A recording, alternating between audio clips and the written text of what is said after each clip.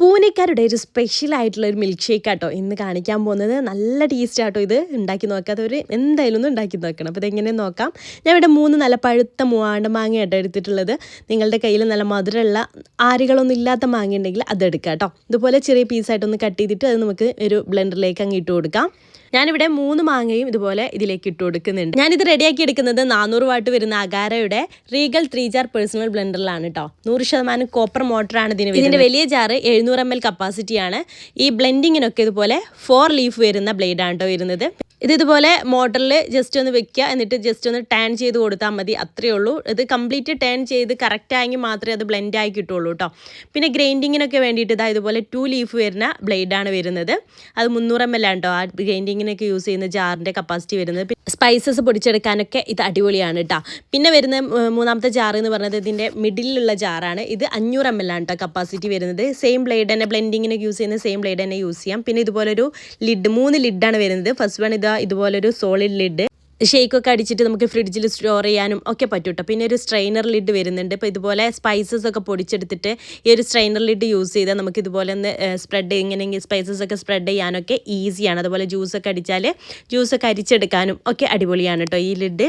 പിന്നെ വരുന്നത് ഒരു ഫ്ലിപ്പ് ടോപ്പ് ലിഡാണ്. നമ്മൾ ഷേക്കൊക്കെ അടിച്ചിട്ട് ഇപ്പോൾ ജിമ്മിൽ പോകുന്നവരെ കാണുന്നുണ്ടെങ്കിൽ ജിമ്മിലേക്ക് കൊണ്ടുപോകാനും ഒക്കെ ഈസി ആയിരിക്കും കേട്ടോ. ഇതുപോലെ ഒരു ലിഡ് ഉണ്ടെന്നുണ്ടെങ്കിൽ നമുക്ക് കുടിക്കാനും ഈസി ആയിരിക്കും. ഇതുപോലെ അടിച്ചിട്ട് ഇതിൽ കൊണ്ടുപോയാൽ ലീക്കേജിൻ്റെ പ്രശ്നം ഒന്നും വരുന്നില്ല കേട്ടോ. പിന്നെ ഇതിൻ്റെ ബ്ലേഡൊക്കെ ഈസി ആയിട്ട് ഇതുപോലെ റിമൂവ് ചെയ്തിട്ട് ക്ലീൻ ചെയ്യാനും പറ്റും കേട്ടോ.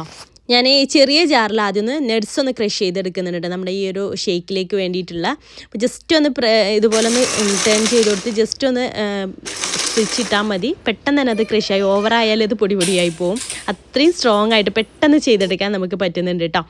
പിന്നെ ആ ഒരു ബ്ലെൻഡറിലേക്ക് ഇട്ട് കൊടുത്തിട്ടുള്ള മാങ്ങ പീസസിലേക്ക് പാലൊഴിച്ച് കൊടുക്കാം കേട്ടോ. ഞാൻ ആ വലിയൊരു കപ്പിന് 1 കപ്പ് പാലെടുത്തിട്ടുണ്ട്. പിന്നെ ഒരു 3 ടേബിൾ സ്പൂൺ പഞ്ചസാര ചേർത്ത് കൊടുക്കുക, 2 സ്കൂപ്പ് ഐസ്ക്രീമും ചേർത്ത് കൊടുത്തിട്ടുണ്ട് കേട്ടോ. എന്നിട്ട് ഇത് അടച്ചു വെച്ചിട്ട് നമുക്കിത് നന്നായിട്ട് തന്നെ ഒന്ന് ബ്ലെൻഡ് ചെയ്തെടുക്കാം. ഈ ഒരു അഗാരയുടെ ഈ ഒരു ബ്ലെൻഡറിലുണ്ടല്ലോ അടിപൊളിയായിട്ട് തന്നെ ബ്ലെൻഡായി കിട്ടുന്നുണ്ട് കേട്ടോ. പെട്ടെന്ന് ബ്ലെൻഡായിട്ട് കിട്ടുന്നുണ്ട്.